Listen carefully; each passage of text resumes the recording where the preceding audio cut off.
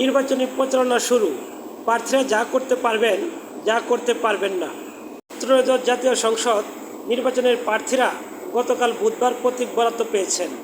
আজ থেকে শুরু হচ্ছে আনুষ্ঠানিকভাবে নির্বাচনী প্রচারণা।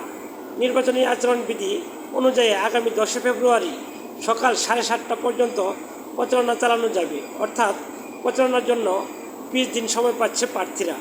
অবাধ, সুষ্ঠু ও নিরপেক্ষ নির্বাচন নিশ্চিত করতে নির্বাচনী প্রচারণা বিষয়ে বেশ কিছু নির্দেশনা দিয়েছে নির্বাচন কমিশন। সব প্রার্থী ও সংশ্লিষ্টদের আচরণ বিধিমালা কঠোরভাবে মেনে চলার আহ্বান জানিয়েছেন ইসি। নির্বাচনী আচরণ বিধিমালা অনুযায়ী প্রার্থীরা নির্ধারিত সময়ের মধ্যে বিভিন্ন মাধ্যমে প্রচার চালাতে পারবেন। তবে প্রচারের ধর্মীয় অনুভূতিতে আঘাত হানার মতো বক্তব্য বা প্রতিপক্ষের বিরুদ্ধে কুরুচিপূর্ণ মন্তব্য সম্পূর্ণভাবে নিষিদ্ধ থাকবে। এবার নির্বাচনে পোস্টার ব্যবহার করতে পারবেন না প্রার্থীরা, যে নিষেধাজ্ঞা দেশে প্রথমবার কোনো নির্বাচনে দেওয়া হয়েছে। নির্বাচনের জন্য সভা বা সমাবেশ আয়োজনের দলগুলোর কোনো বাধা নেই। তবে সভা সমাবেশ আয়োজন করার অন্তত 24 ঘন্টা আগে জনসভার দিন, তারিখ ও সময় লিখিতভাবে কর্তৃপক্ষকে জানাতে হবে।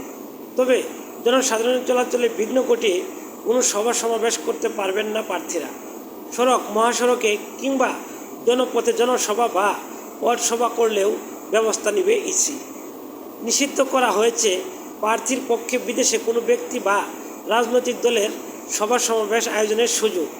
প্রচলিত রীতি অনুযায়ী পোস্টার নির্বাচনী প্রচারের অবিচ্ছেদ্য অংশে পরিণত হয়েছিল। তবে এবার সেই পোস্টারের উপর নিষেধাজ্ঞা আরোপ করা হয়েছে। অর্থাৎ প্রার্থীরা পোস্টার ব্যবহার করতে পারবেন না। যে কোনো ধরনের প্রচার সামগ্রীতে, যেমন পলিথিন, রেক্সিন ব্যবহারের উপরও নিষেধাজ্ঞা আরোপ করা হয়েছে। এদিকে একজন প্রার্থী তার আসনে সর্বোচ্চ 20টি বিলবোর্ড ব্যবহার করতে পারবেন, যার কোনোটির দৈর্ঘ্য 16 ফুট ও প্রস্থ 9 ফুটের বেশি নয়। পাশাপাশি নির্বাচনী প্রচারে ব্যানার, লিফলেট, হ্যান্ডবিল ও ফেস্টুনেও থাকছে না নানা বিধিনিষেধ। আচরণবিধিতে বলা হয়েছে, ব্যানার, লিফলেট, হ্যান্ডবিল, ফেস্টুন হতে হবে সাদা কালো। ব্যানার সর্বোচ্চ 10 ফুট বাই 4 ফুট হতে পারবে। লিফলেট বা হ্যান্ডবিলের আয়তন হতে পারে সর্বোচ্চ A4 আকৃতির, যার ফেস্টুনের সর্বোচ্চ মাপ বেঁধে দেওয়া হয়েছে সর্বোচ্চ 18 ইঞ্চি বাই 24 ইঞ্চিতে। নির্বাচন কমিশন জানিয়েছেন, ব্যানার, লিফলেট বা হ্যান্ডবিল ও ফেস্টুনে প্রতীক নিজের ছবি ছাড়া অন্য কোনো ব্যক্তির ছবি বা প্রতীক ছাপানো যাবে না। প্রার্থীর ছবি হতে হবে শুধু পোর্টাল আকারে। প্রচারে ব্যবহার করা ছবির আয়তন সর্বোচ্চ 60 সেন্টিমিটার বাই 45 সেন্টিমিটার হতে পারে। নিবন্ধিত রাজনৈতিক দলের মনোনয়ন প্রার্থীরা তাদের প্রচার সামগ্রীতে কেবল দলীয় প্রধানের ছবি ব্যবহার করতে পারবেন। কোনো প্রার্থী নির্বাচনী প্রতীকের দৈর্ঘ্য, প্রস্থ ও উচ্চতা 3 মিটারের বেশি হতে পারবে না। প্রার্থী তাদের নির্বাচনী এজেন্ট বা প্রতিনিধি সামাজিক যোগাযোগের মাধ্যমে প্রচার চালাতে পারবেন। তবে প্রচার শুরুর আগে রিটার্নিং কর্মকর্তার কাছে প্রার্থী, দল বা সংশ্লিষ্ট পেজের নাম, অ্যাকাউন্ট আইডি, ইমেল সহ শনাক্তকরণ তথ্য জমা দিতে হবে।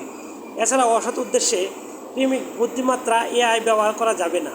ঘৃণাত্মক, মিথ্যা বা বিকৃত তথ্য প্রচার করা যাবে না বলে উল্লেখ করা হয়েছে নির্বাচনী আচরণবিধিতে। প্রতিপক্ষ, নারী, সংখ্যালঘু বা কোনো গোষ্ঠীকে লক্ষ্য করে আক্রমণাত্মক, উস্কানিমূলক ভাষা ব্যবহার করা যাবে না। অপব্যবহার করা যাবে না ধর্মীয় বা জাতিগত অনুভূতি। সব প্রচার কন্টেন্ট প্রকাশের আগে সত্যতা যাচাই করতে হবে। মিথ্যা, বিভ্রান্তিকর, অশ্লীল বা মানহানিকর কন্টেন্ট তৈরি বা শেয়ার করা যাবে না। গুজব ও কৃত্রিম বুদ্ধিমত্তার অপব্যবহার ঠেকাতে এবার নতুন ধারা যুক্ত করে নির্বাচনী অপরাধ হিসাবে শাস্তির বিধান রাখা হয়েছে বলে ইসির আচরণবিধিতে জানানো হয়। এইদিকে নির্বাচনী প্রচারে বাস, ট্রাক, নৌযান, মোটরসাইকেল কিংবা অন্য কোনো যান্ত্রিক বাহন নিয়ে কোনো মিছিল, জনসভা কিংবা কোনো শোডাউনে না করা হয়েছে। প্রচারে যানবাহন সহকারে কিংবা যানবাহন ব্যতীত কোনো ধরনের মশাল মিছিলও করা যাবে না। এছাড়া রাজনৈতিক দলগুলোর ক্ষেত্রে দলীয় প্রধান ও সাধারণ সম্পাদক ছাড়া অন্য কাউকে হেলিকপ্টার বা অন্য কোনো আকাশযান ব্যবহার করতে নিষেধ করা হয়েছে। ভোটার স্লিপে প্রার্থীর নাম, ছবি, প্রতীক উল্লেখ করা যাবে না বলেও উল্লেখ করা হয়েছে।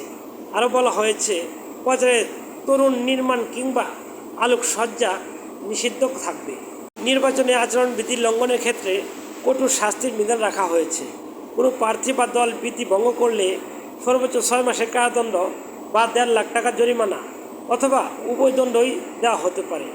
দলের ক্ষেত্রেও 1 লাখ টাকা পর্যন্ত অর্থদণ্ডের বিধান রাখা হয়েছে।